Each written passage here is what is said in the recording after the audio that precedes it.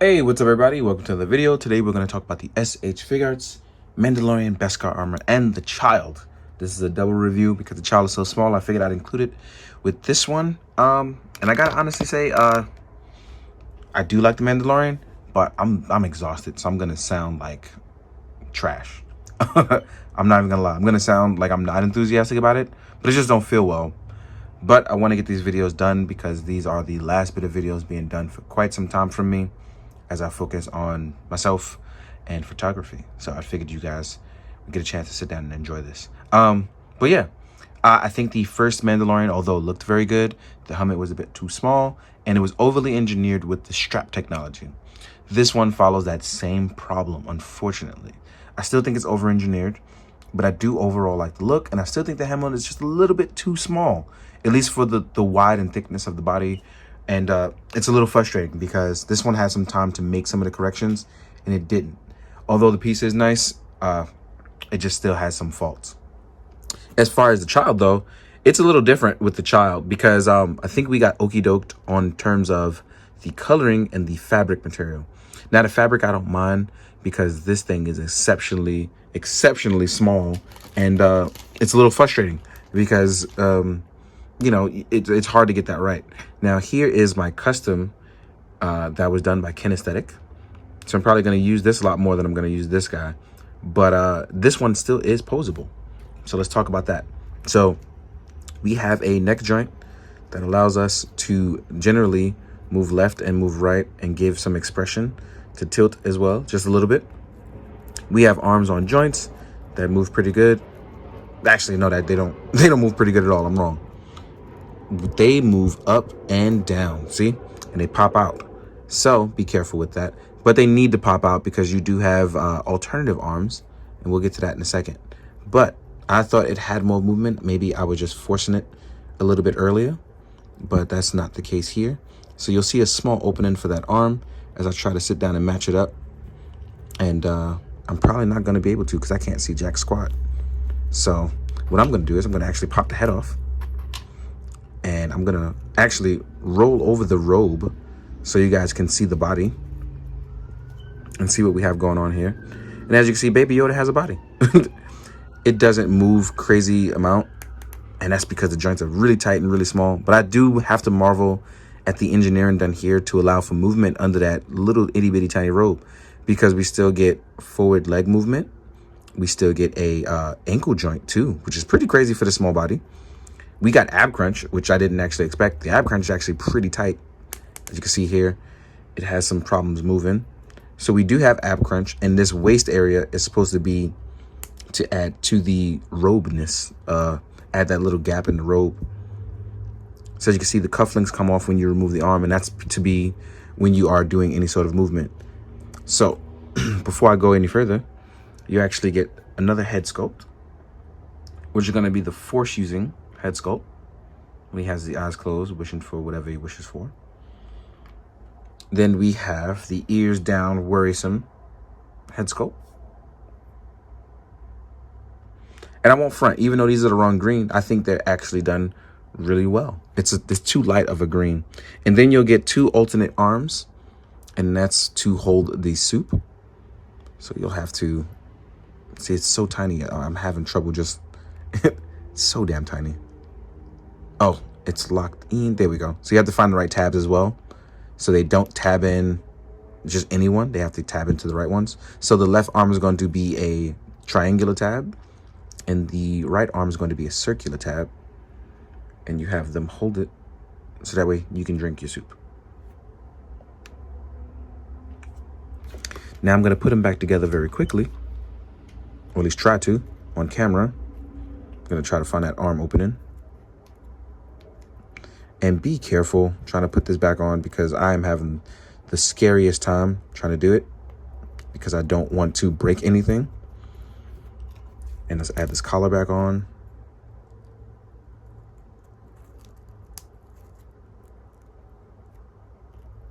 There we go. That was pretty scary at first, but you get used to it.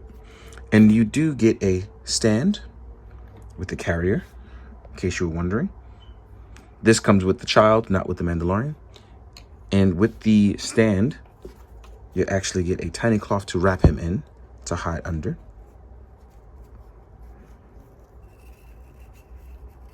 So if you want to do the sitting down, and that's where all this extra articulation comes from. So if you want to do him sitting down, you'll do the feet forward, wrap him up very nicely, as I ever so do it terribly on camera, but I can probably do it well for photos. Yeah, have him sit down and look pretty cool. This is a terrible example, obviously, but yeah, there you go. You'll also get this, so if you lay him down, you can actually close the tab over it, or not and put them in there anyway and just close it up. Now we're going to jump into the Mandalorian. Now with the Mandalorian, like I said, it's a little bit too much over engineering with the straps, but again, I still like the piece. It still looks really good. The shininess of the silver really works for me. So outside of that look, I think the only real downfall truly is going to be outside of this and this awful, god-awful cape. I hate this design, is that the helmet may be a little bit too small. Everyone knows I like wired capes. I just feel like this one it's way too tattered along the side, that it comes with way too many rips. As you can see, it's going to show here. And the over-engineering of the weapon and the carry-in. But overall, I think I can really get it to work for photos. I've actually seen a ton of people take really nice photos. Omega Red and Bushido Jones over on Instagram took great photos. So I'm really looking forward to seeing more from other people. Now, in terms of articulation, we can look up, which is great because now we have our jetpack here. We really want that. We can still technically look down. As you can see here, he's technically looking down. We can even tilt side to side. So I really like the range of motion. As far as arm articulation goes, the shoulder pads are on the actual arms and not on the armor. We can lift up. We can do T-poses, right? We have technically a butterfly joint that allows us to move around a little bit more. We can actually pull it out a little bit more as well to get that extra little bit of range. There is bicep swivel. We are double jointed. There's no extra wrist articulation on the gauntlets, so you'll have to worry about that. You get your standard SHF joints, right? As far as the ab crunch area, now you can tilt left and right, and you can go just a little bit forward, and you get no real business going backwards. So the reason why that is because they want to definitely show a guy in armor, but more importantly, you don't want to mess up this part, because when you do anything extra ab crunchy, you see this will get loose and it'll pop out. That's the one thing I'm very much worried about. As you can see, that big gap there, that really does bother me. We have our sidearm. This has a tab that allows you to go up. Same for the under armor plating here. And our legs can go out. This is about as far as out those go. You can go forwards. You have thigh swivel. You have a double joint here. You can move forwards, backwards, and you have a toe pivot. Now, all of that is actually really, really nice. Like, it works out really well when you want to pose this. See, that's exactly what I was talking about. I do not like this at all. This was not a good choice. I've said it before, and then to kind of repeat that means either you already had it in production or you don't care. So it is what it is. So here we are gonna pose this guy up. I like that they tried to repaint the grenades this time, because I know they messed up the first time. So while they did try to fix other stuff, there's a lot of the stuff here I'm not feeling. So you can get your Mando posed up. With these plates here, they may get in the way for some articulation, so please be aware of that. But you can still get them nicely. Get them hiding, posed up. So this is a nice little pose up that you can do. Or if you want to get your Justin Hernandez walk on, which I've seen plenty of people do, you can actually hit it pretty well with your Mando. You can see here, you can do your Mando walk. So he can look pretty good in just about any pose you really want him to. Nothing too extreme, obviously. But let's imagine we get to the accessories like the jetpack. As you can see here, he's going to look good in flight stuff. Now, I'm going to take a second to jump into accessories. I didn't realize how long I've been rambling on this video. It's almost been about 10 minutes. So let's now jump into the Mando's accessories. All right, now we're going to talk about Mando accessories. First thing I want to talk about is the rifle. Just like on the last one, this is something I don't enjoy. I already took the time to part swap the middle piece. Really not a fan of part swapping something where you don't need to necessarily part swap. This could have been an easy latch on to the handle and just plug into the back that matches up. The fact that she wanted to part swap it is just, it's a little bit of extra over engineering, especially because you have to lose really small pieces like this. This is very tiny. Not a fan of it. Now, if you've seen any other previous video, you already know how this works.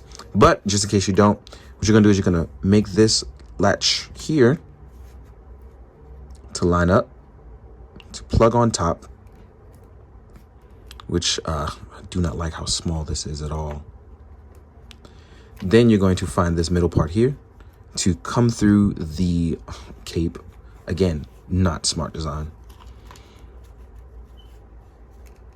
And then plug into a tab here that's on him. Now, the problem with this, and I'm gonna be 100% honest, is it may tab in really nicely and look good here. The problem is when you begin to start to pose this guy up, doing little things like tweaking the body or moving it around, it could always make that unsnap. And that's why I'm not a fan of that part swapping design. There's too many moving parts on the human body that wouldn't allow this to move rightfully so. And that kind of bothers me. I don't think the person who engineered that accounted for that. Now, to say it's bad, it's wrong of me to say that, but it's not something that I enjoy, because as a person who does a lot with anatomy movement wise, when you do certain things like moving him like this, and then you want to hunch him over, it immediately pops out in the back or untabs in the back.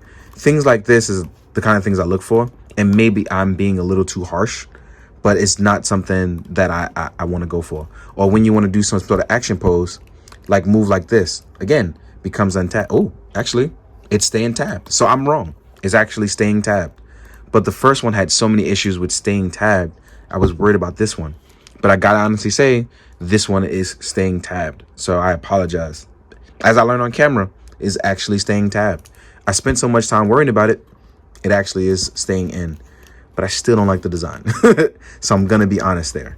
But I will say this, it does work here on this. Oh, I spoke too soon. But it does work better on this Mando. Now that I've spent like 3 minutes on that I didn't want to, let's talk about how we can swap this back. And you do get an extra part here for an effect part for actually using the said rifle, which I do enjoy. I like that they included that. Since you couldn't technically put it on as an effect part, you can make it a front piece. This is a simple swap I don't mind. It's very simple enough that it doesn't take away from the actual item, but it does, you know, kind of take away overall from it. Now, as far as other stuff on the Mando, we have a bunch of different attachments, like the sidearm one. This is another one overly engineered, because you have to take off this top piece, swap this out, swap in an empty one, which uses very small tabs, and then swap this back on to show when he's using the blaster. As you can see here, here's the blaster. The blaster actually looks really good, but again, lots of swapping. That actually takes away time from actually playing with your toy. I hate that. Then we have a swappable shoulder pad. This is cool when you want to change your look. Ooh. This is pretty cool when you want to change your look. As you can see, the sigil of 2. But it's not really good when you want to do other stuff. You know what I mean? Then we have effect part swapping. This is a little easier because you're going to do this when you're swapping things around. But you can actually move this around and add your flamethrower attachment. It's not a large flame, but it's big enough so that way it looks good in photos. You can add other effect parts to it. You can add essence to it. Like, this is a very small add-on. It's not something that's a major part swapping that's going to affect body-wise, right? Then you have one here for these small micro missiles. Here we are. Just like with the flamethrower, very nice addition. Very small, very nice. I'm actually not even going to put a bunch of this stuff back on. Also, these are very soft, so you don't have to worry about breaking anything. That's a good thing. I like that it can shift up and down. That's good. So let's leave him bare bones for a second. Let's talk about the fact that he comes with his jetpack. This I do enjoy very much. I really do. I was a fan of him, hoping that he would get a jetpack, and then when he did, I was very excited. So as you can see here, easy add-on, just pop it right to the back. Move your cape over to the side ever so gently, and you have your jetpack. Then if you want to add any sort of thrustering effects, right, you actually just pull this out. Make sure it lines up with the proper tab, plug it in. So you have proper thruster effects. Let's remove this, put this back in because I don't want to lose any parts. You have to really get it. There we go. Let's add these parts back on so you don't look so naked.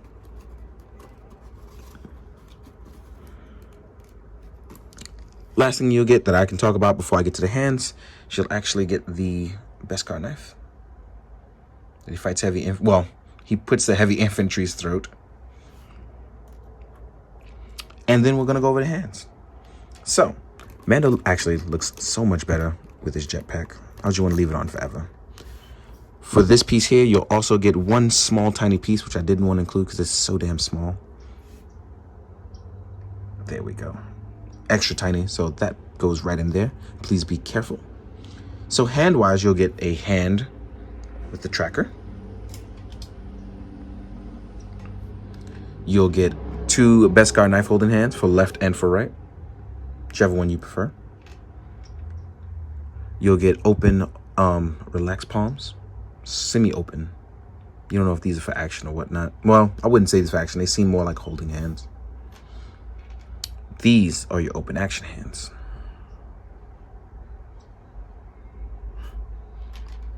Next up, you will get the rifle holding hand for the long rifle holding. And then you'll get the pistol and you'll get the pistol and the rifle holding hand. As you can see here. So that accounts for literally all the stuff that he can come with. I'm actually going to leave him cool like this in his jetpack form. And what I'm going to do is I'm going to put Baby Yoda out in front, and then we'll talk about how he looks size comparison with a bunch of other stuff. So let's jump to it. Hey guys, now we're going to jump into some size comparison stuff. Let's compare the previous Mando and the Beskar Armor Black Series Mando size-wise to see how we get it out. Yeah, so as you can see, that doesn't even stay in. So let's not even bother with that. So here we go. I mean, personally, I think they both look really good. I think the helmet area is a little too small, but I think it'll work itself out. Here we have the Black Series 1, which I don't think it's shiny enough, but it does look really good and functions really well. Plus, the helmet is big enough. So that's actually pretty cool. So there it is. But I think this is probably the best looking. Head is a little too small, though. So let's take these guys away. Next up, we have... let's do a Stormtrooper, SHF. Then let's do a Black Series Stormtrooper from the Mandalorian. Shout out to that guy that was nice enough to let me get two of these guys that we saw in Target. Me and my wife. So here, I think he looks good with the Stormtroopers. Either one actually looks pretty good. This white looks a little off-white, but they both look pretty good. They work out scale-wise with him pretty well. Then let's do... let's do Ahsoka Tano. Let's get her to stand straight up. They gave her such tiny feet. So Ahsoka is smaller, but I think I'm a little okay with that because she actually looks pretty good with him. Then we got my main man, Heavy Mando. So Heavy Mando actually looks good with him, the domestic one. So I feel like the SHF one should be around that same size. I really hope that he is. If not, it'd be a little bit of a bummer, right? Next up, let's do Han Solo SHF. And Cara Dune Black Series. I think this works out pretty well. I'm not sure if Cara Dune should be bigger or not. I really don't remember. Now I guess we can mix and match a bit. All right, so just because I like space stuff, here's Space Sheriff Gavin. I think he's a little too small for the Mando, but I do like the fact that these two can possibly cross over in my universe. So here's Space Sheriff Gavin with him. Next up, we'll do a normal SHF Kamen Rider Kuga, who is a little bigger. I think Galvan is due for renewal soon. Here's an articulated icon ninja, because space ninjas are a thing. Here is a Marvel Legends Hydra. So the 6-inch stuff is still going to be a little bigger. Here is a 1000 Toys synthetic carb. You know, mixed parts. So you got to call it what it is. All around the same size with the exception of the Hydra guy. So they actually work out pretty well with each other. Then we'll do a Ninja Me on a Mezco body. This is on a Mezco House of Gold Skulls body. As you can see, the Mezco stuff is pretty much bigger. As a bonus, let's throw in, I just got this in a couple days ago, the Cad Bane. Cad Bane looks like a really decent size as another bounty hunter. Would have loved to see those two cross over. Then let's do a Mythic Legion. So yeah, I think Mandalorian fits in with most sizes. He's going to be a little too small with certain Mezco stuff, but I think overall you can still kind of nix it with some actiony cool shots. Last but not least, let's throw in a NECA Predator, because space bounty hunters and space hunters can go well together, right? In the meantime, guys, I really hope you enjoyed despite me not really feeling well. I tried to bring you the best review I can, feeling under the weather. I hope you guys have enjoyed. I hope you guys found it informative. I hope you guys are being good and doing good and drinking water. Please be safe, y'all. Have a good night. Later.